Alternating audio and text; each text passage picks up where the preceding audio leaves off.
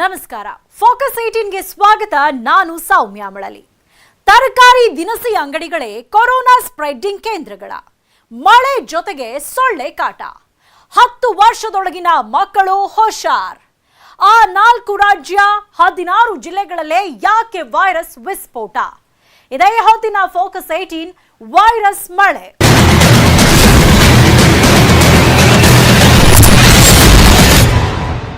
ರಾಜ್ಯದಲ್ಲಿ ಎಡಬಿಡದೆ ಸುರಿತಾ ಇರೋದು ಅಂತಿಂತಹ ಮಳೆಯಲ್ಲ, ವೈರಸ್ ಮಳೆ. ರಣಭೀಕರ ಮಳೆ ಕೊರೋನಾ ರಣಕೇಕೆ ಹಾಕುವಂತೆ ಮಾಡ್ತಾ ಇದೆ. ಬರೀ ಕೊರೋನಾ ಅಷ್ಟೇ ಅಲ್ಲ, ಹಲವು ವೈರಸ್ಗಳು ಹುಟ್ಕೊಳ್ತಾ ಇವೆ. ಹಣ್ಣು ತರಕಾರಿ ಹಾಲನ್ನ ಮುಟ್ಟಬೇಕಾದ್ರೂ ಜನ ಭಯಭೀತಿಗೊಂಡಿದ್ದಾರೆ. ಹಾಗಾದ್ರೆ ವೈರಸ್ ಮಳೆ ಸೃಷ್ಟಿಸಿರೋ ಆ ನರಕ ಕೂಪ ಹೇಗಿದೆ ಗೊತ್ತಾ? ತೋರಿಸ್ತೀವಿ ನೋಡಿ. ತರಕಾರಿ ದಿನಸಿ ಅಂಗಡಿಗಳೇ ಕೊರೋನಾ ಸ್ಪ್ರೆಡ್ಡಿಂಗ್ ಕೇಂದ್ರಗಳ. ಮಳೆ ಜೊತೆ ಸೊಳ್ಳೆ ಕಾಟ, ಮಕ್ಕಳು ಹುಷಾರ್.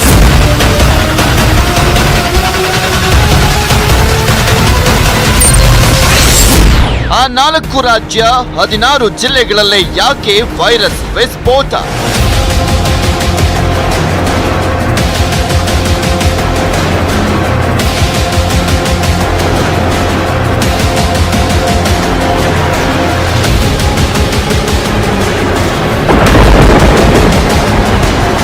ಮಳೆ ಇದು ಬರೀ ಮಳೆಯಲ್ಲ, ರಣಭೀಕರ ಮಳೆ. ಎಡಬಿಡದೆ ಸುರಿತಾ ಇರುವಂತ ಮಹಾಮಳೆ. ಈ ಮಹಾಮಳೆಯಿಂದಾಗಿ ನದಿಗಳು ಹುಕ್ಕಿ ಹರಿತಾ ಇದ್ದಾವೆ, ಜಲಾಶಯಗಳು ತುಂಬಿ ತುಳುಕ್ತಾ ಇದ್ದಾವೆ. ಅಷ್ಟೇ ಅಲ್ಲ, ರಾಜ್ಯದ ಹಲವು ಜಿಲ್ಲೆಗಳಲ್ಲಿ ರಣಭೀಕರ ಪ್ರವಾಹ ಸೃಷ್ಟಿಯಾಗ್ತಾ ಇದೆ. ಬೆಟ್ಟ ಗುಡ್ಡಗಳು ಕುಸಿದು ಬೀಳುತ್ತಿವೆ, ಮನೆ ಮಠ ಕೊಚ್ಚಿ ಹೋಗುತ್ತಿದೆ. ಜೀವ ಉಳಿಸಿಕೊಳ್ಳೋಕೆ ಅದೆಷ್ಟೋ ಮಂದಿ ಪರದಾಡ್ತಿದ್ದಾರೆ.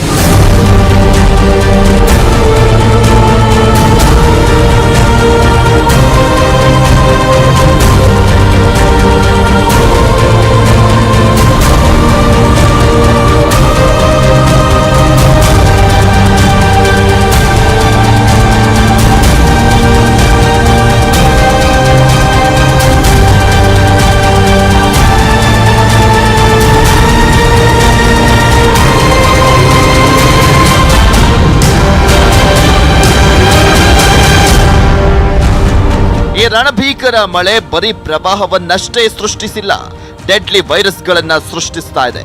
ಅದರಲ್ಲೂ ಕೊರೋನಾ ವೈರಸ್ ವಿಸ್ಫೋಟಕ್ಕೆ ಕಾರಣವಾಗ್ತಾ ಇದೆ. ಹೀಗಾಗಿ ಇದು ಕುಂಭದ್ರೋಣ ಮಳೆಯಲ್ಲ, ವೈರಸ್ ಮಳೆ. ಅಷ್ಟಕ್ಕೂ ರಕ್ಕಸ ಮಳೆಯನ್ನ ವೈರಸ್ ಮಳೆ ಅಂತ ಕರೆಯೋದ್ಯಾಕೆ? ಈ ರಣಭೀಕರ ಮಳೆ ಕೊರೋನಾ ಸೇರಿದಂತೆ ಇತರೆ ವೈರಸ್ಗಳನ್ನ ಸೃಷ್ಟಿ ಮಾಡ್ತಿರೋದು ಹೇಗೆ? ಪ್ರವಾಹ, ಗುಡ್ಡ ಕುಸಿತ, ಭೂಕುಸಿತದ ಮಧ್ಯೆ ಜನರಿಗೆ ಅದೆಂತ ಗ್ರಹಚಾರ ಕಾದಿದೆ ಗೊತ್ತಾ?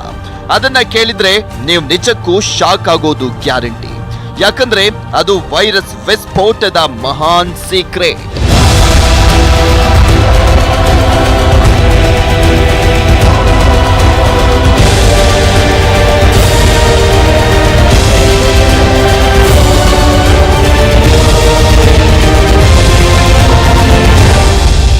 ವೈರಸ್ ಮಳೆಯ ಮಹಾ ಸೀಕ್ರೆಟ್ ಅನ್ನ ಬಿಚ್ಚಿಡ್ತೀವಿ. ಆದ್ರೆ ಅದಕ್ಕಿಂತ ಮೊದಲು ನೀವು ಗುಂಡಿಗೆಗೊಂದಿಷ್ಟು ಧೈರ್ಯವನ್ನ ತುಂಬಿಕೊಳ್ಳಿ. ಯಾಕಂದ್ರೆ ಇನ್ನು ಕೆಲವು ದಿನಗಳಲ್ಲಿ ಬರೀ ಕೊರೋನಾವಲ್ಲ, ಅದರ ಜೊತೆಗೆ ಇನ್ನು ಕೆಲ ಡೆಡ್ಲಿ ವೈರಸ್ಗಳು ದಾಳಿ ಮಾಡಲಿವೆ. ಅವುಗಳಿಂದ ಪಾರೋಗೋಕೆ ಈಗಿನಿಂದಲೇ ರೆಡಿ ಆಗ್ಬೇಕಾಗಿದೆ.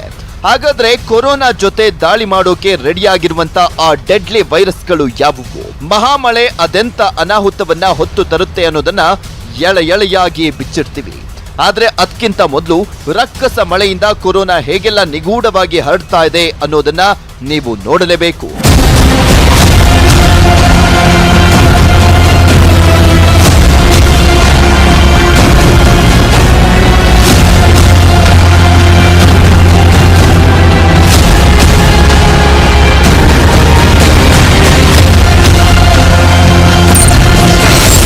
ಹಣ್ಣು ತರಕಾರಿಗಳಿಂದ ಹರಡುತ್ತಿದೆಯಾ ವೈರಸ್?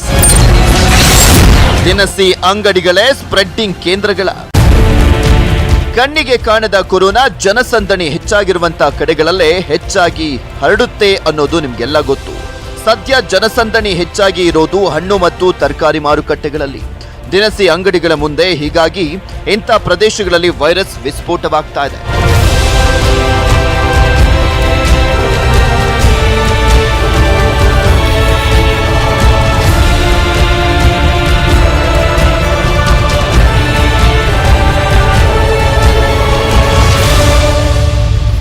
ಪ್ರಿಯ ವೀಕ್ಷಕರೇ, ನಿಮಗೆ ಗೊತ್ತಿರಲಿ, ಸೋಂಕಿತರು ಕೆಮ್ಮಿದಾಗ ಅಥವಾ ಸೀನಿದಾಗ ಹೊರಬರುವಂತ ಕೊರೋನಾ ಡ್ರಾಪ್ಲೆಟ್ಸ್ ಹಲವು ಗಂಟೆಗಳ ಕಾಲ ವಸ್ತುಗಳ ಮೇಲೆ ಜೀವಂತವಾಗಿರ್ತವೆ. ಅಂತ ವಸ್ತುಗಳನ್ನ ಕೈಗಳಿಂದ ಮುಟ್ಟಿ ಅದೇ ಕೈಗಳಿಂದ ಕಣ್ಣು, ಮೂಗು ಮತ್ತು ಬಾಯಿಯನ್ನ ಮುಟ್ಕೊಂಡ್ರೆ ವೈರಸ್ ಸಲೀಸಾಗಿ ದೇಹ ಹೊಕ್ಕುತ್ತೆ. ಮತ್ತೊಂದು ಶಾಕಿಂಗ್ ನ್ಯೂಸ್ ಏನಂದ್ರೆ, ವಾತಾವರಣದ ಟೆಂಪರೇಚರ್ ಕಡಿಮೆ ಆದಷ್ಟು ವಸ್ತುಗಳ ಮೇಲೆ ಕೂತಿರುವಂತ ಕೊರೋನಾ ಡ್ರಾಪ್ಲೆಟ್ಸ್ ಹೆಚ್ಚು ಗಂಟೆಗಳ ಕಾಲ ಬದುಕಿರ್ತವೆ. ಇನ್ನ ಮಳೆ ಬಂದ್ರೆ ಆಲ್ಮೋಸ್ಟ್ ಟೆಂಪರೇಚರ್ ಡ್ರಾಪ್ ಹಾಗೆ ಆಗುತ್ತೆ.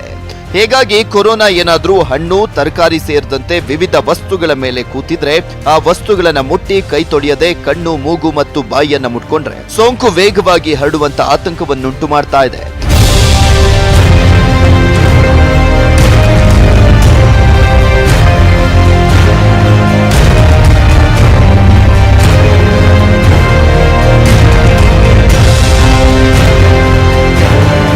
ಹೀಗಾಗಿನೇ ರಾಜ್ಯದಲ್ಲಿ ದಿನಸಿ ಅಂಗಡಿಗಳಲ್ಲಿ ಕೆಲಸ ಮಾಡೋರು, ತರಕಾರಿ ಮಾರಾಟಗಾರರು ಮತ್ತು ವ್ಯಾಪಾರಿಗಳಿಗೆ ಹೆಚ್ಚಾಗಿ ಕೊರೋನಾ ಪರೀಕ್ಷೆಗಳು ನಡೀತಾ ಇದ್ದಾವೆ. ದೇಶದಲ್ಲಿ ಸೋಂಕಿತರ ಸಂಖ್ಯೆ 21 ಲಕ್ಷ ಗಡಿ ದಾಟಿರುವಂತ ಬೆನ್ನಲ್ಲೇ ಕೇಂದ್ರ ಸರ್ಕಾರ ಕೂಡ ಎಚ್ಚೆತ್ತುಕೊಂಡಿದೆ. ದೇಶದ ಎಲ್ಲಾ ರಾಜ್ಯಗಳಲ್ಲೂ ತರಕಾರಿ ಮತ್ತು ದಿನಸಿ ಅಂಗಡಿಗಳಲ್ಲಿ ಕೆಲಸ ಮಾಡೋರನ್ನ ಕೊರೋನಾ ಪರೀಕ್ಷೆಗೆ ಒಳಪಡಿಸುವಂತೆ ಸೂಚಿಸಿದೆ. ಅಷ್ಟೇ ಅಲ್ಲ, ಸ್ಲಂ, ಜೈಲು, ವೃದ್ಧಾಶ್ರಮಗಳಂತ ಪ್ರದೇಶಗಳಲ್ಲೂ ಸೋಂಕು ಹೆಚ್ಚಾಗಿ ಹರಡುವಂತ ಭೀತಿ ಇದೆ. ಹೀಗಾಗಿ ಇಂಥ ಪ್ರದೇಶಗಳಲ್ಲಿರುವಂತಹ ಜನರಿಗೆ ಹೆಚ್ಚೆಚ್ಚು ಕೊರೋನಾ ಪರೀಕ್ಷೆಗಳನ್ನು ನಡೆಸೋಕೆ ಕೇಂದ್ರ ಆರೋಗ್ಯ ಸಚಿವಾಲಯ ಸೂಚಿಸಿದೆ.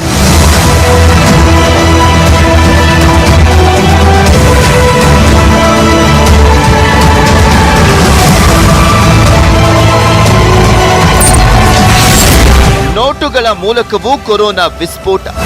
ಹಣ್ಣು, ತರಕಾರಿ ಮತ್ತು ದಿನಸಿ ಅಂಗಡಿಗಳಲ್ಲಿ ಜನಜಂಗುಳಿ ಇರುತ್ತೆ. ಇಲ್ಲಿ ನೋಟುಗಳು ಕೂಡ ಒಬ್ಬರಿಂದ ಒಬ್ಬರಿಗೆ ಅತಿ ವೇಗವಾಗಿ ಕೈ ಬದಲಾಗುತ್ತಿರುತ್ತವೆ. ಹೀಗಾಗಿ ಹಣ್ಣು, ತರಕಾರಿ, ದಿನಸಿ ವಸ್ತುಗಳ ಜೊತೆಗೆ ನೋಟುಗಳ ಮೂಲಕವೂ ವೈರಸ್ ನಿಮ್ಮ ಮನೆ ಸೇರಬಹುದು. ಅದರಲ್ಲೂ ಮಳೆಗಾಲ ಆಗಿರೋದ್ರಿಂದ ವಾತಾವರಣದ ತಾಪಮಾನ ಕಡಿಮೆ ಇರೋದ್ರಿಂದ ವಸ್ತುಗಳ ಮೇಲೆ ವೈರಸ್ ಹೆಚ್ಚು ಹೊತ್ತು ಬದುಕಿರುತ್ತೆ. ಹೀಗಾಗಿ ಇನ್ನು ಮುಂದೆ ಜನ ತುಂಬಾ ಎಚ್ಚರಿಕೆಯಿಂದ ಇರಬೇಕಾಗಿದೆ. ಮನೆಗೆ ಬಂದ ತಕ್ಷಣ ಯಾವುದೇ ವಸ್ತುಗಳನ್ನು ಮುಟ್ಟದೆ ಮೊದಲು ಕೈ ತೊಳೆದುಕೊಳ್ಳಬೇಕು.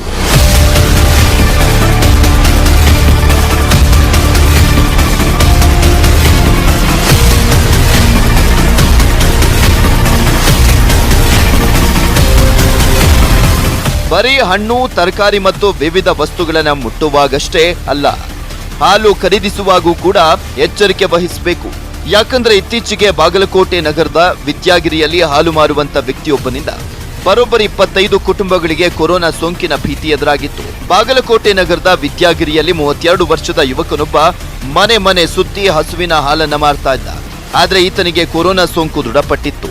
ಇದರಿಂದ ಈತನಿಂದ ಹಾಲು ಪಡಿತಾ ಇದ್ದಂತ 25 ಕುಟುಂಬಗಳಿಗೆ ಈಗ ಟೆನ್ಷನ್ ಶುರುವಾಗಿತ್ತು. ಹಾಲು ಖರೀದಿ ಮಾಡಿದವರಷ್ಟೇ ಅಲ್ಲ, ಅವರ ಅಕ್ಕಪಕ್ಕದ ಮನೆಯವರಿಗೆಲ್ಲ ಕೊರೋನಾ ಟೆನ್ಷನ್ ಹೆಚ್ಚಾಗಿತ್ತು.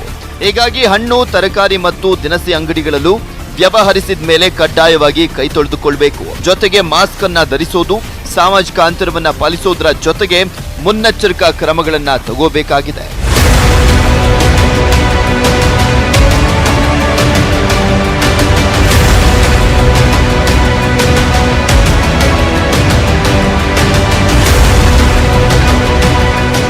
ಈಗಾಗಲೇ ರಾಜ್ಯದಲ್ಲಿ ಕೊರೋನಾ ಭೀಕರವಾಗಿ ಹರಡ್ತಾ ಇದೆ. ಹೀಗಾಗಿ ಆಗಸ್ಟ್ 15ರ ವೇಳೆಗೆ 2 ಲಕ್ಷ ಮತ್ತು ಆಗಸ್ಟ್ ಅಂತ್ಯದ ವೇಳೆಗೆ ಸೋಂಕಿತರ ಸಂಖ್ಯೆ 3 ಲಕ್ಷಕ್ಕೆ ಇರುವಂತ ಮುನ್ಸೂಚನೆ ಸಿಗ್ತಾ ಇದೆ. ಕೊರೋನಾದಿಂದ ಸಾವನ್ನಪ್ಪಿದವರ ಸಂಖ್ಯೆಯೂ ಕೂಡ 3,000 ಗಡಿ ದಾಟಿದ್ದು, ಆಗಸ್ಟ್ ಅಂತ್ಯದ ವೇಳೆಗೆ ಈ ಸಂಖ್ಯೆ ಮತ್ತಷ್ಟು ಹೆಚ್ಚಾಗುವಂತ ಭೀತಿ ಎದುರಾಗಿದೆ. ಇದರ ಮಧ್ಯೆ ರಾಜ್ಯದ ಹಲವು ಜಿಲ್ಲೆಗಳಲ್ಲಿ ರಣಮಳೆ ಅಬ್ಬರಿಸಿ ಬೊಬ್ಬಿರಿತಾ ಇದ್ದು, ಕೊರೋನಾ ವಿಸ್ಫೋಟಕ್ಕೆ ತುಪ್ಪ ಸುರಿದಂತಾಗಿದೆ.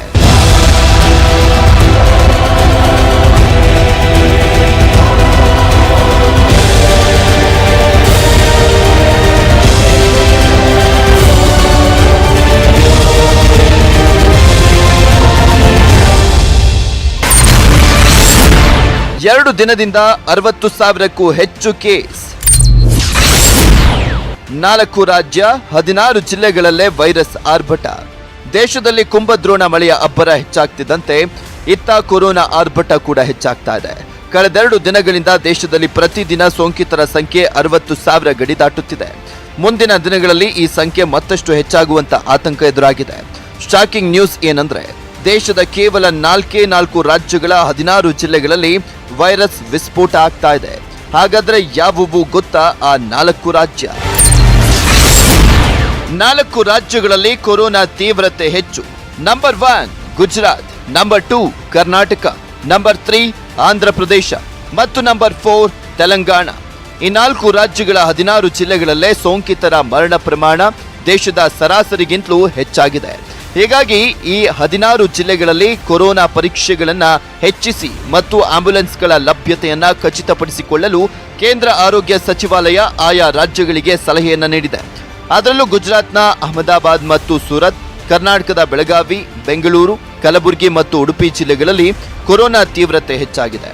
ಹಾಗೆಯೇ ತಮಿಳುನಾಡಿನ ಚೆನ್ನೈ, ಕಾಂಚೀಪುರಂ, ರಾಣಿಪೇಟೆ, ತೇನಿ, ತಿರುವಳ್ಳೂರು, ತಿರುಚಿರಾಪಳ್ಳಿ, ತೂತುಕುಡಿ ಜಿಲ್ಲೆಗಳಲ್ಲಿ ವೈರಸ್ ಆರ್ಭಟ ಮಿತಿ ಮೀರಿದೆ.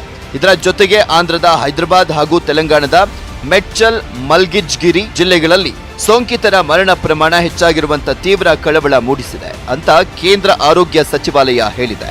ಹೀಗೆ ದೇಶದ 4 ರಾಜ್ಯಗಳ 16 ಜಿಲ್ಲೆಗಳಲ್ಲಿ ಸೋಂಕಿತರ ಮರಣ ಪ್ರಮಾಣ ಹೆಚ್ಚಾಗಿರುವಂತ ಟೈಮಲ್ಲೇ ರಣಮಳೆ ಹಲವು ವೈರಸ್ಗಳನ್ನ ಹೊತ್ತು ತರ್ತಾ ಇದೆ. ಆ ಡೆಡ್ಲಿ ವೈರಸ್ಗಳ ದಾಳಿಯಿಂದ ಮತ್ತಷ್ಟು ಸಾವು ನೋವು ಹೆಚ್ಚಾಗುವಂತ ಆತಂಕ ಎದುರಾಗಿದೆ.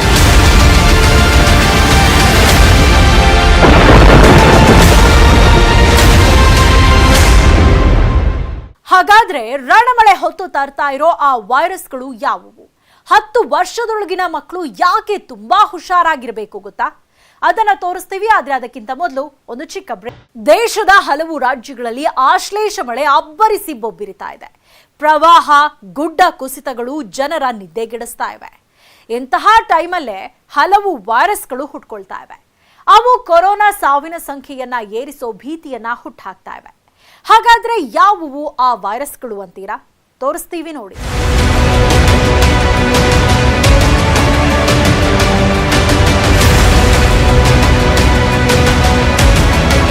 ಕಳೆದೆರಡು ವರ್ಷಗಳಿಂದ ರಾಜ್ಯದಲ್ಲಿ ಮಳೆ ಬಂದಾಗ ಪ್ರವಾಹ ಸೃಷ್ಟಿಯಾಗೋದು ಕಾಮನ್ ಆಗಿದೆ.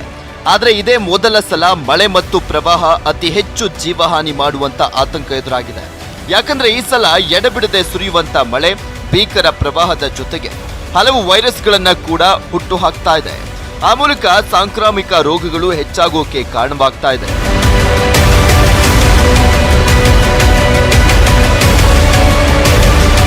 ಮಳೆ ಮತ್ತು ಪ್ರವಾಹ ಸೃಷ್ಟಿಯಾಗಿ ಅದರ ಅಬ್ಬರ ಕಡಿಮೆ ಆದ್ಮೇಲೆ ನಿಂತ ನೀರಿನಲ್ಲಿ ಸೊಳ್ಳೆಗಳು ಹುಟ್ಕೊಂತಾವೆ. ಇಂತಹ ಸೊಳ್ಳೆಗಳಿಂದಲೇ ಹಲವು ಮಾರಣಾಂತಿಕ ಮತ್ತು ಸಾಂಕ್ರಾಮಿಕ ರೋಗಗಳು ಹರಡುವಂತ ಸಾಧ್ಯತೆ ಇದೆ. ನಿಮಗೆ ಗೊತ್ತಿದೆಯೋ ಇಲ್ವೋ? ನಿಜ ಹೇಳಬೇಕು ಅಂದ್ರೆ ರಾಜ್ಯದಾದ್ಯಂತ ಸುರಿತಾ ಇರುವಂತ ಮಳೆಯಿಂದಾಗಿ ಈಗಾಗಲೇ ಸಾಕಷ್ಟು ಜನರಲ್ಲಿ ಜ್ವರ, ನೆಗಡಿ, ಕೆಮ್ಮು ಸೇರಿ ಶೀತ ಸಂಬಂಧಿ ಆರೋಗ್ಯ ಸಮಸ್ಯೆಗಳು ಕಾಣಿಸಿಕೊಳ್ತಾ ಇದ್ದಾವೆ. ಈ ಲಕ್ಷಣಗಳು ಕೊರೋನಾ ಲಕ್ಷಣಗಳ ಅಥವಾ ಬೇರೆ ರೋಗ ಲಕ್ಷಣಗಳ ಅನ್ನೋದೇ ಗೊತ್ತಾಗದೆ ಆಸ್ಪತ್ರೆಗೆ ಹೋಗಿ ತೋರಿಸಿಕೊಳ್ಳೋಕು ಜನ ಹಿಂದೆ ಮುಂದೆ ನೋಡುವಂತಾಗಿದೆ. ಈಗಾಗಲೇ ಕೆಲವೆಡೆ ಪ್ರವಾಹದಿಂದ ನೀರು ನಿಂತಿದ್ದು ಸೊಳ್ಳೆಗಳು ಉತ್ಪತ್ತಿಯಾಗುತ್ತಿವೆ. ಈ ಸೊಳ್ಳೆಗಳು ಡೆಂಗಿ, ಚಿಕನ್ ಗುನ್ಯಾ, ಮಲೇರಿಯಾ ಮತ್ತು ಮಿದುಳು ಜ್ವರದಂತ ವೈರಸ್ಗಳು ಉಲ್ಬಣವಾಗೋಕೆ ಕಾರಣವಾಗುತ್ತಿವೆ. ಈಗಿನ ವಾತಾವರಣ ಬದಲಾವಣೆ ಗಮನಿಸ್ತಾ ಇದ್ದಾಗ ಮಳೆಗಾಲ ಶುರುವಾಗಿದೆ. ಮತ್ತೆ ಈ ಮಳೆ ನಿಂತು ಬಂದು ಈ ತರ ಆದಾಗ ಈ ಸೊಳ್ಳೆಗಳ ಉತ್ಪಾದನೆ ಹೆಚ್ಚಾಗ್ತದೆ. ಮತ್ತೆ ಈ ಸೊಳ್ಳೆಗಳ ಕಾಟ ಸ್ಟಾರ್ಟ್ ಆಗ್ತದೆ. ಆಗ ಈ ಡೆಂಗು ಜ್ವರ ಅಂತ ಹೇಳ್ತೇವೆ, ಚಿಕನ್ ಗುನ್ಯಾ ಅಂತ ಹೇಳ್ತೇವೆ, ಮತ್ತೆ ಮಲೇರಿಯಾ ಇತ್ಯಾದಿಗಳು ಉಲ್ಬಣ ಆಗ್ಲಿಕ್ಕೆ ಸಾಧ್ಯತೆ ಇದೆ. ಈಗಾಗಲೇ ನಾವು ಕೆಲವು ಪೇಷಂಟ್ಸ್ ಅಲ್ಲಿ ಇವೆಲ್ಲ ನೋಡ್ತಾ ಇದ್ದೀವಿ ಸಿಂಪ್ಟಮ್ಸ್. ಇದನ್ನ ಯಾಕೆ ಈ ಬ್ಯಾಕ್ ಗ್ರೌಂಡ್ ಹೇಳ್ತಾ ಇದ್ದೀವಿ ಅಂತ ಹೇಳಿದ್ರೆ, ತುಂಬಾ ಜನ ಈ ಕರೋನಾ ವೈರಸ್ ಭಯದಲ್ಲಿ ಈ ಸಿಂಪ್ಟಮ್ಸ್ ಇದ್ರೂ ಸಹ ಡಾಕ್ಟರ್ಗಳ ಹತ್ರ ಅಥವಾ ಆಸ್ಪತ್ರೆಗೆ ಹೋಗ್ತಾ ಇಲ್ಲ. ಅದನ್ನ ಉಲ್ಬಣ ಮಾಡಿಕೊಂಡು ಕಾಂಪ್ಲಿಕೇಶನ್ ಮಾಡಿಕೊಂಡು ಬರೋ ಸಾಧ್ಯತೆ ಇರ್ತದೆ. ಎಷ್ಟು ದಿನ ಬರೀ ಕೊರೋನಾಗೆ ಹೆದರ್ಕೊಳ್ತಾ ಇದ್ದಂತ ಜನ ಈಗ ಸಾಂಕ್ರಾಮಿಕ ರೋಗಗಳಿಗೂ ಹೆದರುವಂತಾಗಿದೆ. ಯಾಕಂದ್ರೆ ಕೊರೋನಾ ಜೊತೆಗೆ ಡೆಂಗಿ, ಚಿಕನ್ ಗುನ್ಯಾ ಮತ್ತು ಮಲೇರಿಯಾದಂತ ಸಾಂಕ್ರಾಮಿಕ ರೋಗಗಳು ಅಡ್ಕಾಯಿಸ್ಕೊಂಡ್ರೆ ಅಂತವರ ಕತೆ ಮುಗಿದೇ ಹೋಗುತ್ತೆ. ಸಾಲು ಸಾಲು ವೈರಸ್ಗಳು ದೇಹದ ಮೇಲೆ ದಾಳಿ ನಡೆಸಿದ್ರೆ ದೇಹದಲ್ಲಿರುವಂತ ರೋಗ ನಿರೋಧಕ ಶಕ್ತಿ ಕುಗ್ಗಿ ಹೋಗುತ್ತೆ. ಅಂತ ಟೈಮಲ್ಲಿ ಸೂಕ್ತ ಚಿಕಿತ್ಸೆ ಸಿಕ್ಕಿಲ್ಲ ಅಂದ್ರೆ ಸಾವಿನ ಕದ ತಟ್ಟೋದು ಗ್ಯಾರಂಟಿ. ಈಗಾಗಲೇ ರಾಜ್ಯದಾದ್ಯಂತ ಇರುವಂತ ಆಸ್ಪತ್ರೆಗಳಲ್ಲಿ ನಿತ್ಯ ಡೆಂಗಿ, ಚಿಕನ್ ಗುನ್ಯಾಗೆ ತುತ್ತಾದಂತ ರೋಗಿಗಳು ದಾಖಲಾಗ್ತಿದ್ದಾರೆ. ರಾಜ್ಯದಲ್ಲಿ ಇದುವರೆಗೂ 2506 ಡೆಂಗಿ ಪ್ರಕರಣಗಳು ದಾಖಲಾಗಿದ್ರೆ 922 ಮಂದಿ ಚಿಕನ್ ಗುನ್ಯಾದಿಂದ ಬಳಲ್ತಾ ಇದ್ದಾರೆ. ಹಾಗೇನೆ ಮಲೇರಿಯಾದಿಂದ 580 ಮಂದಿ ಆಸ್ಪತ್ರೆ ಸೇರಿದ್ದಾರೆ. ಇದಷ್ಟೇ ಅಲ್ಲ, 150 ಮಂದಿ ಮೆದುಳು ಜ್ವರ ಮತ್ತು 150ಕ್ಕೂ ಹೆಚ್ಚು ಮಂದಿ H1N1 ನಿಂದ ಬಳಲ್ತಿದ್ದಾರೆ. ಇದರ ಜೊತೆಗೆ ಟೈಫಾಯ್ಡ್, ವೈರಲ್ ಫೀವರ್ ನಿಂದ ಬಳಲ್ತಾ ಇರುವಂತವರ ಸಂಖ್ಯೆನೂ ಕೂಡ ಹೆಚ್ಚಾಗ್ತಾ ಇದೆ. ಆದರೆ ರಾಜ್ಯದಲ್ಲಿ ಕೊರೋನಾ ಅಬ್ಬರ ಆರ್ಭಟ ಹೆಚ್ಚಾಗಿರೋದ್ರಿಂದ ಜನ ಆಸ್ಪತ್ರೆಗಳಿಗೆ ಹೋಗೋಕೆ ಹಿಂದೇಟನ ಹಾಕ್ತಾ ಇದ್ದಾರೆ. ಬದಲಿಗೆ ಮನೆ ಮದ್ದಿಗೆ ಜೋತು ಬೀಳ್ತಿದ್ದಾರೆ.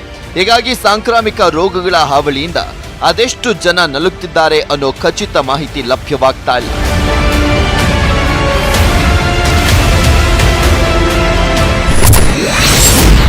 ಆ 15 ದಿನದಲ್ಲಿ 6 ಮಕ್ಕಳು ಕೊರೋನಾಗೆ ಬಲಿ. ಎಷ್ಟು ದಿನ ಕೊರೋನಾಗೆ ಮಕ್ಕಳು ಹೆಚ್ಚಾಗಿ ಸಾವನ್ನಪ್ತಾ ಇರಲಿಲ್ಲ. ಆದ್ರೆ ಮಳೆಗಾಲ ಶುರುವಾದ ಆರಂಭದಲ್ಲೇ ಅಂದ್ರೆ 15 ದಿನದಲ್ಲಿ 6 ಮಕ್ಕಳು ಬಲಿಯಾಗಿದ್ದಾರೆ. ನಿಮಗೆ ಗೊತ್ತಿದೆಯೋ ಇಲ್ವೋ? ನಿಜ ಹೇಳಬೇಕು ಅಂದ್ರೆ ರಾಜ್ಯದಲ್ಲಿ ಜುಲೈ 6ರವರೆಗೆ 10 ವರ್ಷದೊಳಗಿನ 1382 ಮಕ್ಕಳಲ್ಲಿ ಕೊರೋನಾ ಸೋಂಕು ಕಾಣಿಸಿಕೊಂಡಿತ್ತು.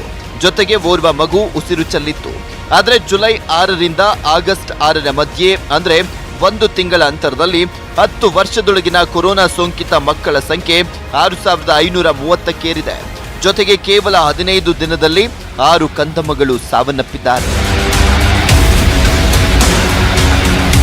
ಹೀಗಾಗಿ 10 ವರ್ಷದೊಳಗಿನ ಮಕ್ಕಳ ಬಗ್ಗೆ ತುಂಬಾ ಎಚ್ಚರಿಕೆ ವಹಿಸಬೇಕಾಗಿದೆ. ಸೋಂಕು ಮತ್ತು ಮಳೆ ಕಡಿಮೆ ಆಗುವವರೆಗೂ ಮಕ್ಕಳು ಹೊರಗೆ ಆಡೋದನ್ನ ಆದಷ್ಟು ನಿಯಂತ್ರಿಸಿ. ಮಕ್ಕಳು ಮುಟ್ಟುವಂತ ಮತ್ತು ಆಡುವ ವಸ್ತುಗಳನ್ನು ಆಗಿಂದಾಗ್ಗೆ ಸ್ವಚ್ಛವಾಗಿಡಿ. ಹಾಗಾದ್ರೆ ಕೊರೋನಾ ಮತ್ತು ಸಾಂಕ್ರಾಮಿಕ ರೋಗಗಳಿಂದ ಪಾರಾಗೋದು ಹೇಗೆ? ಸರ್ಕಾರ ಈ ನಿಟ್ಟಿನಲ್ಲಿ ಏನ್ ಮಾಡ್ತಾ ಇದೆ? ಆ ಇಂಟ್ರೆಸ್ಟಿಂಗ್ ಸ್ಟೋರಿಯನ್ನ ತೋರಿಸ್ತೀವಿ. ಅದಕ್ಕಿಂತ ಮುಂಚೆ ಚಿಕ್ಕ ಬ್ರೇಕ್. ಹಲವು ಸಾಂಕ್ರಾಮಿಕ ರೋಗಗಳಿಗೆ ಕಾರಣವಾಗ್ತಾ ಇರೋದು ಸೊಳ್ಳೆ. ಹೀಗಾಗಿ ರಣಮಳೆ ಮತ್ತು ಕೊರೋನಾ ಕಂಟ್ರೋಲ್ ಆಗೋವರೆಗೂ ನೀವು ಸೊಳ್ಳೆಗಳು ನಿಮ್ಮ ಸನಿಹ ಸುಳಿಯದಂತೆ ಎಚ್ಚರ ವಹಿಸಬೇಕು. ಇಲ್ಲಾಂದ್ರೆ ಭಾರೀ ಬೆಲೆ ತೆರಬೇಕಾಗತ್ತೆ. ಹಾಗಾದ್ರೆ ಸಾಂಕ್ರಾಮಿಕ ರೋಗಗಳಿಂದ ಬಚಾವಾಗೋದು ಹೇಗಂತೀರಾ? ತೋರಿಸ್ತೀವಿ ನೋಡಿ. ಸೊಳ್ಳೆ ಹಲವು ಸಾಂಕ್ರಾಮಿಕ ರೋಗಗಳ ಆಗರ. ಮಳೆ ಪ್ರವಾಹದಿಂದ ನೀರು ಅಲ್ಲಲ್ಲಿ ನಿಂತರೆ ಆ ನೀರಲ್ಲಿ ಹುಟ್ಟಿ ಬರುವಂತ ಸೊಳ್ಳೆಗಳು ಡೆಂಗಿ, ಮಲೇರಿಯಾ, ಚಿಕನ್ ಗುನ್ಯಾದಂಥ ಡೆಡ್ಲಿ ವೈರಸ್ಗಳನ್ನು ಹರಡುತ್ತವೆ. ಹೀಗಾಗಿ ಈಗಾಗಲೇ ಕೊರೋನಾ ಅಬ್ಬರಕ್ಕೆ ನಲುಗಿ ಹೋಗಿ ಜನ ಇನ್ಮುಂದೆ ಸೊಳ್ಳೆಗಳಿಂದಲೂ ತಮ್ಮನ್ನ ತಾವು ಕಾಪಾಡಿಕೊಳ್ಳಬೇಕಾಗಿದೆ. ಸಾಂಕ್ರಾಮಿಕ ರೋಗಗಳಿಂದ ಪಾರಾಗೋಕೆ ಇದು ಬಿಟ್ರೆ ಬೇರೆ ಆಪ್ಷನ್ನೇ ಇಲ್ಲ.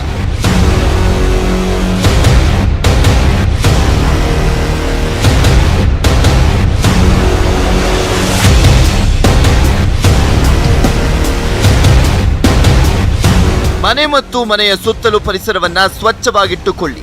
ನೀರು ಶೇಖರಣಾ ತೊಟ್ಟಿ, ಟ್ಯಾಂಕ್ಗಳ ಮುಚ್ಚಳವನ್ನ ಭದ್ರವಾಗಿ ಮುಚ್ಚಿ. ಪಾತ್ರೆ ಮತ್ತು ಬಿಂದಿಗೆಗಳಲ್ಲಿ ನೀರನ್ನ ಹೆಚ್ಚು ದಿನ ಸಂಗ್ರಹಿಸಿಡಬೇಡಿ. ಸೊಳ್ಳೆಗಳನ್ನ ತಡೆಯೋಕೆ ಕಿಟಕಿಗಳಿಗೆ ಮೆಶ್ ಮತ್ತು ಸೊಳ್ಳೆ ನಾಶಕ ಔಷಧಿಗಳನ್ನ ಬಳಸಿ. ರೋಗ ನಿರೋಧಕ ಶಕ್ತಿ ಕುಂದದಂತೆ ಸಮತೋಲಿನ ಆಹಾರ, ನಿಯಮಿತ ವ್ಯಾಯಾಮ ಮಾಡೋದನ್ನ ರೂಢಿಸಿಕೊಳ್ಳಿ. ಯಾವುದೇ ರೀತಿ ಜ್ವರ ಕಾಣಿಸಿಕೊಂಡ್ರೆ ನಿರ್ಲಕ್ಷ್ಯ ವಹಿಸದೆ ವೈದ್ಯರ ಸಂಪರ್ಕವನ್ನ ಪಡೆಯಿರಿ. ಇನ್ನು ರಾಜ್ಯದಲ್ಲಿ ದಿನೇ ದಿನೇ ಕೊರೋನಾ ಸೋಂಕಿತರ ಸಂಖ್ಯೆ ಏರ್ತಾ ಇದೆ. ಇದು ಏರೋ ಸ್ಪೀಡ್ ನೋಡಿದ್ರೆ ತಿಂಗಳಾಂತ್ಯಕ್ಕೆ ರಾಜ್ಯದಲ್ಲಿ ಸೋಂಕಿತರ ಸಂಖ್ಯೆ 3 ಲಕ್ಷಕ್ಕೆ ಇರುವಂತ ಭೀತಿ ಎದುರಾಗಿದೆ. ಇದರ ಜೊತೆಗೆ ಸಾಂಕ್ರಾಮಿಕ ರೋಗಗಳು ಕೂಡ ಉಲ್ಬಣವಾದ್ರೆ ಅದನ್ನ ಎದುರಿಸೋಕೆ ಸರ್ಕಾರ ಕೂಡ ಸಿದ್ಧತೆ ಮಾಡ್ಕೋಬೇಕಾಗಿದೆ. ಯಾಕಂದ್ರೆ ಕಳೆದ 4 ತಿಂಗಳಿಂದ ಆಸ್ಪತ್ರೆಗಳಲ್ಲಿ ಕೊರೋನಾ ರಹಿತ ಆರೋಗ್ಯ ಸಮಸ್ಯೆಗಳಿಗೆ ಚಿಕಿತ್ಸೆ ಸಿಗ್ತಾ ಇಲ್ಲ. ಇದರಿಂದ ರೋಗಿಗಳು ಪರದಾಡ್ತಿದ್ದಾರೆ. ಇಂಥ ಟೈಮಲ್ಲೇ ಕೊರೋನಾ ಜೊತೆಗೆ ಸಾಂಕ್ರಾಮಿಕ ರೋಗಗಳು ಹೆಚ್ಚಾದ್ರೆ ಚಿಕಿತ್ಸೆ ನೀಡಲೇಬೇಕಾಗುತ್ತೆ. ಹೀಗಾಗಿ ಅದಕ್ಕೆ ತಕ್ಕ ತಯಾರಿಯನ್ನ ಸರ್ಕಾರ ಮಾಡ್ಕೋಬೇಕಾಗಿದೆ.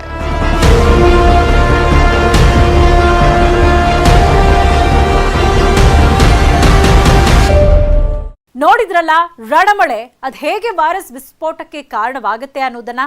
ಈ ವೈರಸ್ ದಾಳಿಯನ್ನ ಸಮರ್ಥವಾಗಿ ಎದುರಿಸೋಕೆ ಇರೋದು ಮುನ್ನೆಚ್ಚರಿಕೆಯೊಂದೇ ಮದ್ದು. ಹೀಗಾಗಿ ಎಚ್ಚರಿಕೆಯಿಂದ ಇರಿ ಅಂತ ಹೇಳ್ತಾ ಇವತ್ತಿನ ಫೋಕಸ್ 18 ಮುಗಿಸ್ತಾ ಇದ್ದೀವಿ. ನೋಡ್ತಾರಿ ನ್ಯೂಸ್ 18 ಕನ್ನಡ. ಜಾಲ ನಮ್ಮದು, ಬಲ ನಿಮ್ಮದು.